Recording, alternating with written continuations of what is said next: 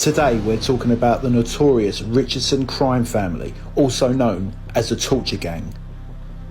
The Richardsons were in power at the same time as the Kray twins back in the 1960s, and even though the Kray's firm are more widely known and talked about, it was actually the Richardson Crime Family that were far more powerful and feared within the criminal underworld. This South London crime gang was founded by Charlie Richardson and comprised of other members such as his younger brother Eddie, George Cornell, Jimmy Moody and Mad Frankie Fraser, who got that nickname because, well, he was fucking mad. Why do they call him the Bullet Dodger?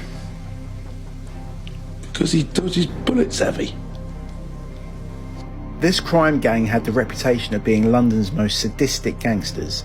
Their specialities including pulling teeth out using pliers, cutting off toes using bolt cutters, and nailing people to the floor using 6-inch nails. Wow, what a lovely bunch, eh? The Richardson gang would often set up mock trials to punish other criminals. They would be put in front of Charlie, who was the judge, and then sentenced from anything from beatings to being whipped, cigarette burning, or in severe cases torture, which was normally done by Mad Frankie Fraser.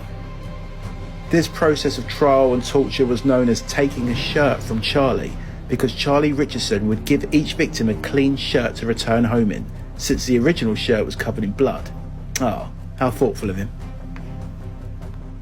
Both brothers were involved in scrap metal and fruit machines, which were basically just fronts for what they really did, which was fraud, racketeering, extortion, theft, selling stolen goods, and God knows what else.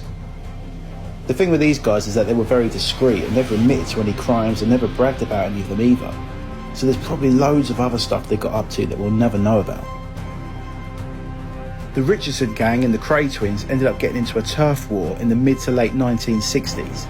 Eddie Richardson ended up getting into a fist fight with one of the Kray's associates in a nightclub in Catford, which got out of hand and gunshots started going off. One witness said it was like Dodge City with the amount of bullets everywhere, and eventually the Kray's associate was killed as he tried to escape.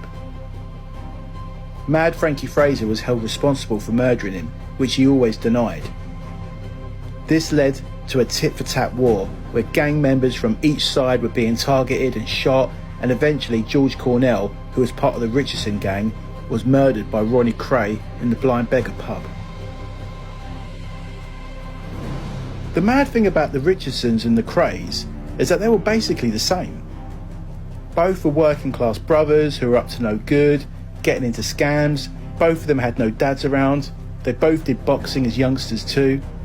Both gangs just lived parallel lives, but in different parts of London. The only difference, eventually, is the Krays loved the fame and the celebrity life, and the Richardsons were discreet and just about that gangster life. Eventually, Charlie Richardson was arrested for torture in 1966, on the same day England won the World Cup final. Eddie Richardson was also arrested for a fray, and the police arrested the remaining Richardson gang following a series of raids across South London. In 1980, however, Charlie Richardson escaped from an open prison and was on the run for almost a year, although he was spotted drinking in several pubs across South London with his old friends whilst on the run. What a ledge. He was eventually re-arrested with 5 other men for possession of drugs whilst just coming out of a sex shop known to be controlled by the Richardsons. And the police didn't even know it was him at first. He was released back in 1984, but in 1990 Eddie Richardson was re-arrested in a 70 million cocaine and cannabis heist and sentenced to 35 years. Wow, what a story, eh? There needs to be a proper film made about these lot.